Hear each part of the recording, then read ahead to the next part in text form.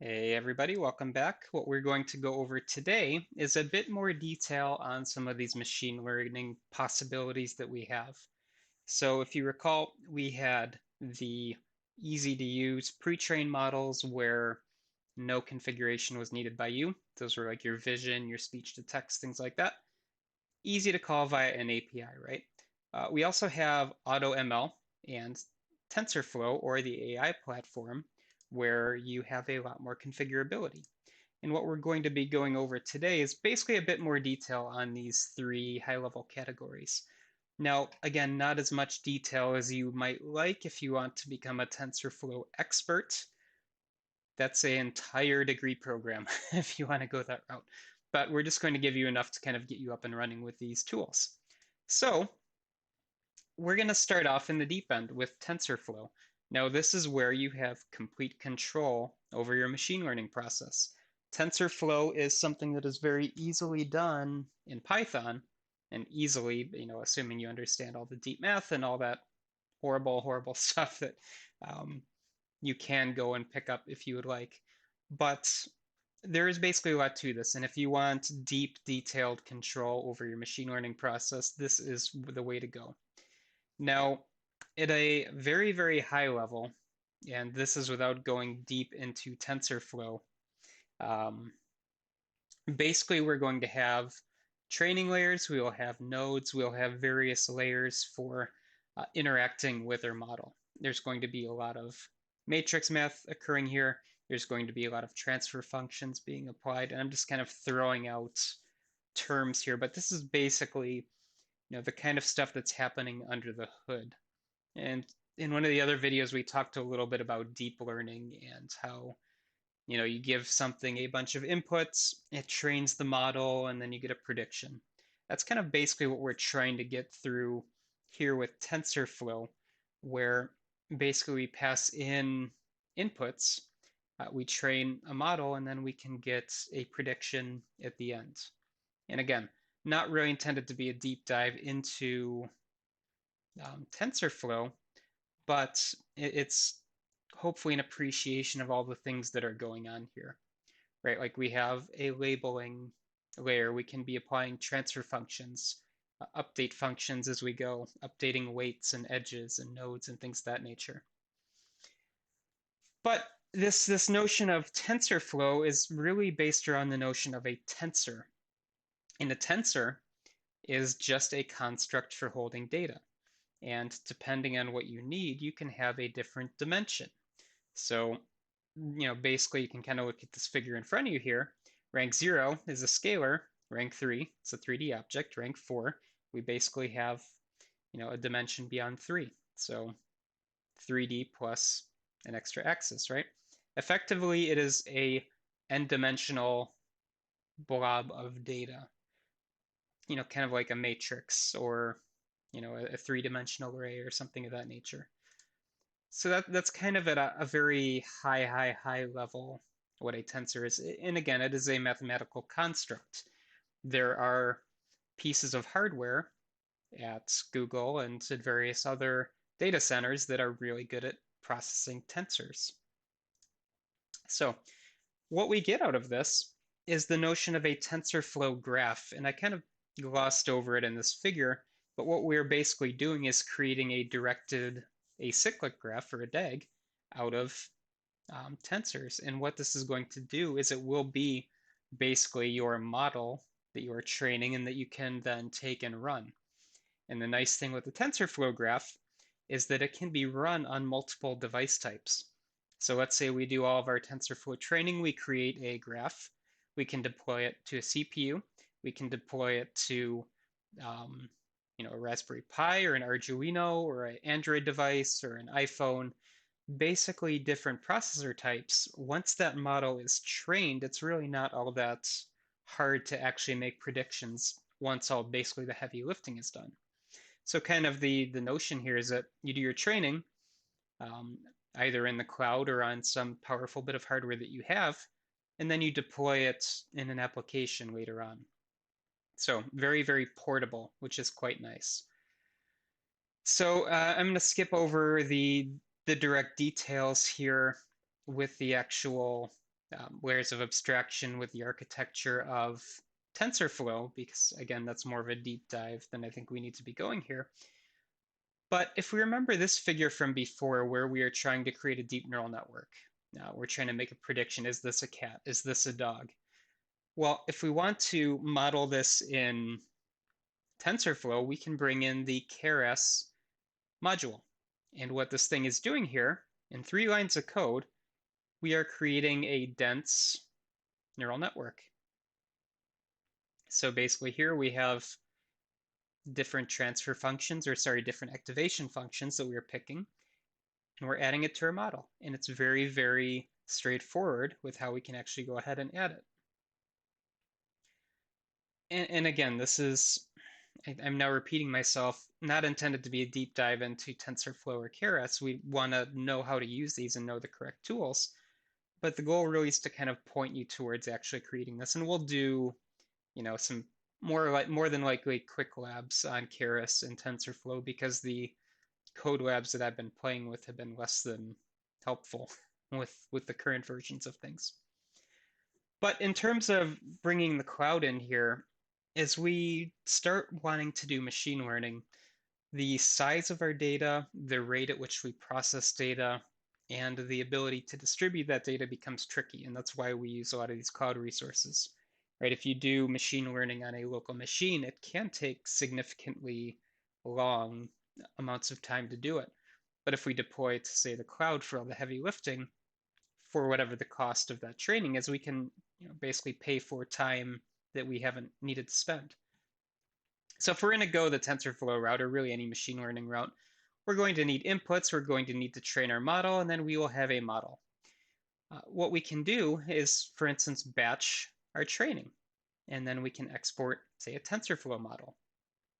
And we can also bake into this particular workflow any transformations that we need as well. I'm hoping that we will have a code lab demo available for this, but let's say that we need to pre-process our data. Let's bring it into the correct format so that our TensorFlow models or our Keras modules can import it properly. Right? Maybe we need to lop off some outliers. Maybe we need to transfer things from row-based to column-based. It just kind of depends on our data set. But we are basically adding an extra effort that has to be done. Now, if we're going to bring this to the cloud, we can do all of this processing, this batching, and all this kind of necessary actions that need to be taken when we are developing our model or our machine learning pipeline. Well, let's say that we get to our model step here, and we have a model that is ready to run predictions or make inferences or whatever it needs to be doing. Well, let's deploy it as a web application, or a RESTful service, or an endpoints API, or something of that nature, where your clients, these can be, again, Raspberry Pis, they can be computers, they can be anything that can make a RESTful call. All I need to do is call the web application, whether it's an endpoint or just a straight up App Engine exposed address. We can have that hook into TensorFlow, and we can run our prediction. So as we kind of get through this, we're going to see the complexity kind of scale up in this pipeline. So if we're doing TensorFlow, there's a lot of things happening here that is on your end. Basically, you are deploying Python code that needs to be run. You might be running this as a script, or you might be running it as some kind of a service that is basically running TensorFlow at the back end. Now, we can add a little bit of extra help here from Google's side and bring in AI platform, which is basically handling a lot of this pipeline for us. So whereas before, we kind of had to hold the hand of TensorFlow along the way. Let's get our inputs, let's pre-process. This is something that you could probably get away with doing a Jupyter notebook or something on, assuming I can get the demo working. It's being a bit wonky at the moment, time of this recording. But we have to manage this pipeline ourselves. We can bring an AI platform, which is one of those cloud services out there for machine learning. And we can source and prepare our data, we can code our model, and then everything else we can deploy to AI platform. So training, evaluating, tuning, which basically just means finessing our model. deploying, getting predictions, monitoring, managing versions, and things of that nature. This can all be offloaded to AI platform, which is a very powerful engine for managing this ML pipeline. So we will now take a look at AutoML. Now that we basically know what TensorFlow and AI platform are, AutoML is the kind of middle point here where we aren't necessarily coding the models, right? We are not managing the pipeline, which we did here, but we're just providing the data and we're going to tune the models with our data. So think of it like here you have to do everything. Here you just send in some sanitized data. Here we're providing the training and the test sets for that data. So if you take a look at this figure here, we see everything that we need to solve a machine learning problem, right? So you need training data, model code, infrastructure, and time. Straight up standard machine learning issue. If we bring in a managed service, we're going to take a little bit of that effort off. And you just kind of see these bar graphs get a little bit smaller, right? With AutoML, we're providing the data, none of the code, none of the infrastructure, and some of the time. So basically, if you bring in something to manage your server, or sorry, manage your machine learning service, less effort on your end. Here, we're just providing the data and some time. So this is basically kind of intended to, it's kind of the software as a service type of route where you're not providing the code, you're not providing the infrastructure, you're just providing the data. So here AutoML is going to help out with a lot of these common machine learning activities that we have. Now you are going to be limited though in the models that you can develop, right? You have to use the known algorithms to Google's AutoML. You can't just develop your own thing and expect AutoML to work. You have to use what is available to you. If you want something specific, you're probably going the TensorFlow or the AI platform route. But more often than not, this is probably going to be fine for what you need. So we have vision algorithms, we have video intelligence algorithms, natural language, translation, tables were basically a little bit different than what we talked about before. This is like making predictions based on time series, for instance. So kind of your standard, not standard, but your standard machine learning algorithms, right? Vision, which you could make the argument that video and vision go hand in hand. Natural language, either speech to text, text to speech, things of that nature, translation. Everything that kind of fits in, honestly, with, let's go back here to this side, are pre-trained ML models. But here you're using Google's data. Here you're bringing your own data. So you're training your own models, basically, but with none of the code. So we have highly customizable in TensorFlow. We have kind of customizable with AutoML. And then we're going to have the pre-trained models, where all you have to do is provide it an input data, a piece of data, basically. If I want to translate English to French, I just give it the English sentence, automatically translates French for me. I don't have any training to do. I don't have any coding of models to do. I'm just going to use what is already available to me. And regardless of your cloud provider, obviously this is very Google focused because that's what we're using here. It's probably going to do fine for most purposes. Now, if you need something very specific, very finely tuned to your task, you're probably going to have to develop it yourself.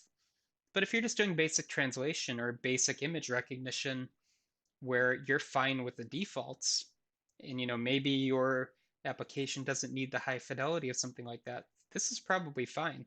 And quite honestly, these pre-baked algorithms are getting better as the days go on. So honestly, this is a very attractive way of doing machine learning. But on the other side, you're relying on a third-party service to handle that for you. So what can we do here? Vision API. Let's label images. This picture has a cat and a dog and a bunny in it. This text has sensitive social security number information in it. We looked at that in one of our prior code labs. Maybe we want to identify company logos. Maybe we want to identify people's faces in a picture. Again, kind of your standard things which we probably already know from our various cloud providers. This is available to you, the developer, as an API call, which is utterly lovely. And we are not watching this video. And if you kind of want to go down deeper into the rabbit hole too, you can do natural language processing, where maybe you're trying to discover syntax or semantics of a spoken sentence and try to make predictions based on that. Kind of the key takeaway here is that there are lots of options for you. If you don't want to do machine learning, detailed machine learning, and you just want to use what is available, go with one of the APIs. If you have a data set, but you don't necessarily want to go down the TensorFlow route, go AutoML. If you have knowledge of machine learning algorithms and you know how to code them and know how to tune them, go TensorFlow, go AI platform. And it just kind of depends on your needs and what you are looking for. Anyway, this was hopefully the end of the high level machine learning overview. There is a lot to unpack here. And again, if you are interested in machine learning, if you are interested in going really deep down that rabbit hole, that is an entire degree path, right? It's not intended to really fit into a single module in a class, but it is very, very powerful, and there are a lot of people looking for those skills right now. So definitely recommend you play around with, say, TensorFlow and AI platform if you get a chance to. You'll be kind of forced to in this class just to get a taste for it. But learning to customize them and learning how these models work can be very, very beneficial. So hope this was helpful for you. I will see you all next time. Bye, everybody.